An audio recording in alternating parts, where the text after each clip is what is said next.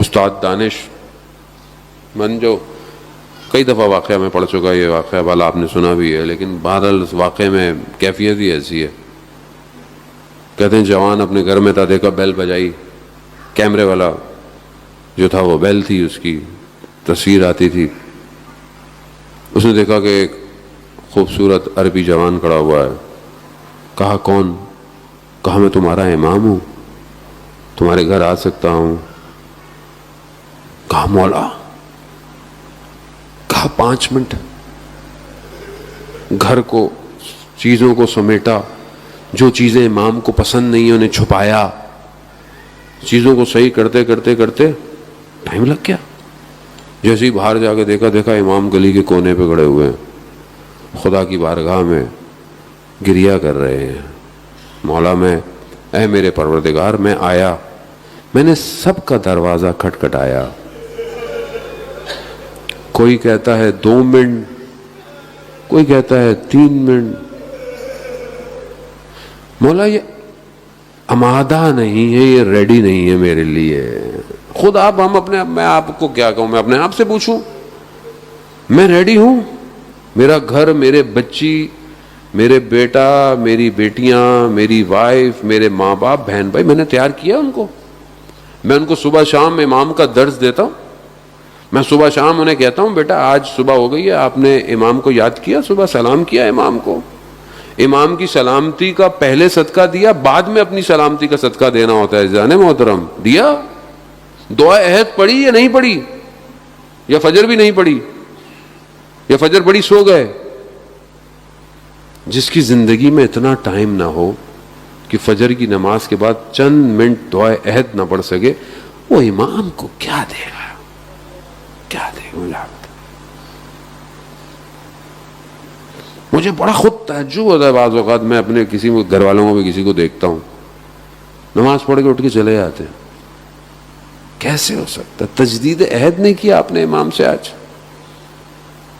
دن کیسا گزرے گا پھر آپ کا بغیر امام؟ بغیر امام کے گزرے گا دن ظاہر. اٹھتے بیٹھتے کھاتے پیتے امام کو یاد کرنا. ایسے تھوڑی کربلا پہنچے ہیں لوگ وہی کربلا پہنچے جو صبح شام یا حسین کرتے تھے. ہم اپنی زندگیوں میں دیکھیں عزیزان محترم، ہم امام کے ماننے والے ہیں. امام کو جب تک آپ تڑپیں گے نہیں، امام کیسے آئیں گے؟ یاد کیجئے امام کو، کیسے لوگ تھے. یقیناً میں بار بار کہوں گا ان جیسا کوئی نہیں ہو سکتا، لیکن انہوں نے راستہ دکھایا ہمیں. بہرحال مجھے پڑھنا کچھ اور تھا، لیکن وقت بہت تیزی سے جو اپنے آخری مراحل کی طرف آ گیا. آپ دیکھیں کہ جب خط پہنچا حبیب کے پاس، کیونکہ امام کا ذکر آیا اس لیے، ورنہ یہ بہرحال میں مصائب آگے کسی اور دن پڑھتا اور آج میں بہرحال کچھ اور پڑھتا، لیکن بہرحال اب آ گیا ہے تو ذکر تو کوئی بھی ہو، آنسو قیمتی ہوتا ہے. حبیب کے پاس جب خط پہنچا نا، کوفہ میں پہرے لگے ہوئے تھے. حبیب نے جیسے ہی خط دیکھا، حبیب کے وجود میں عشق کی آگ ایسی لگی، کیونکہ حبیب بچپن کے دوست تھے امام کے. حبیب سے رہا نہیں گیا. حبیب نے اپنے خادم کو سواری لے کر شہر سے باہر، کہتے ہیں حبیب بازار گئے، نکلے بازار کی طرف، دیکھا مسلم ابن اوسجہ کو، وہ بھی پرانے دوست تھے. کہا مسلم کہاں؟ کہا خضاب لینے آیا ہوں. کہا مسلم حسین ابن علی کربلا آ گئے ہیں، ایسا خضاب لگے گا جو قیامت تک یاد رکھا جائے گا. کہتے ہیں مسلم گھر نہیں گیا، وہیں سے جب پیغام ملا نا، مسلم نے وہیں سے حرکت شروع کر دی. خدا کرے کہ ہمیں بھی جب آواز آئے ہم یہ نہ کہیں کہ میں اپنے کاموں کو سمیٹ لوں، میں اپنے گھر چلا جاؤں.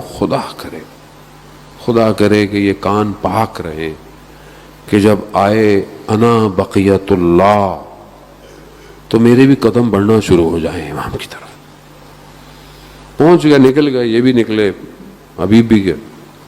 وہاں کیا عالم ہے؟ وہاں دشمن لشکر سینکڑوں کی تعداد میں بڑھتے جا رہا ہے، بڑھتا جا رہا ہے، اور یہاں کیا ہے؟ کوئی بھی نہیں. غربت امام حسین ہے، کوئی آ ہی نہیں رہا، پھر بھی ایک پرچم بچا کے رکھا ہوا ہے کہ جیسا کہ امام جانتے ہوں کہ کس نے آنا ہے. دھول اٹھی، جب ہٹی تو دیکھا کہ حبیب ہیں. خوشی دوڑ گئی، خوشی کی لہر دوڑ گئی، استقبال کیا گیا ہے حبیب کا. کیوں؟ کہ ایک شخص لشکر حسین ابن علی میں اضافہ ہو گیا ہے. اب یہ جب صدائیں اٹھی تو خیموں تک بھی گئیں. سلام ہو علی کی بیٹیوں پر قربت کے عالم میں. کیا شان و شوقت سے یہ مدینہ سے سوار ہوئی تھیں. سوار کرنے والے جوان علی اکبر، حضرت عباس علمدار، مہ میلے پردوں میں اور رات کی تاریکی میں. کیا پتا تھا کہ عاشورہ کے بعد کیا ہونے والا ہے. بی بی نے کہا حضرت فضہ سے کہ فضہ باہر کیسا شور ہے، کیسی آوازیں ہیں؟ وہ پتہ کر کے آئیں. کہا کہ بی بی حبیب آیا ہے.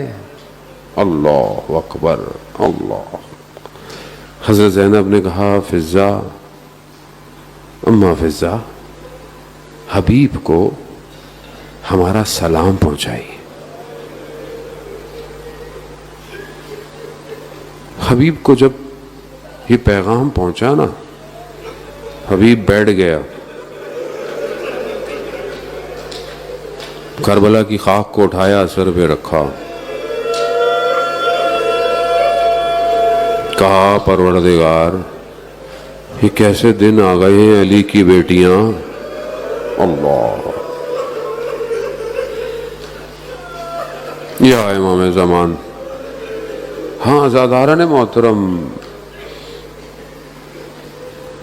کتنے مختلف مقامات ہیں کہ جہاں ان بیٹیوں کا کتنا خیال کیا گیا ہے،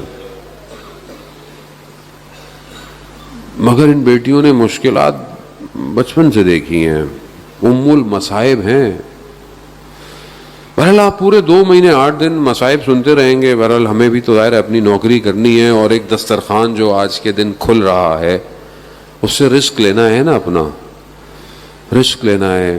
ماہ محرم میں اپنے آپ کو قید مت کیجیے گا کہ مجلس میں جاؤں گا تو روؤں گا. نہیں، جب کوئی بات یاد آئے، جب کوئی نوحہ سن رہے ہوں، جب کوئی ذکر آئے، روئیں.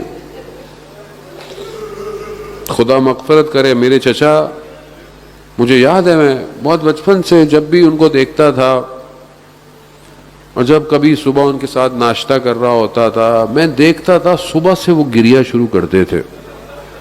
کھانا کھاتے جاتے تھے اور کہتے تھے کہ علی اکبر، تو ہائے غربت مولا.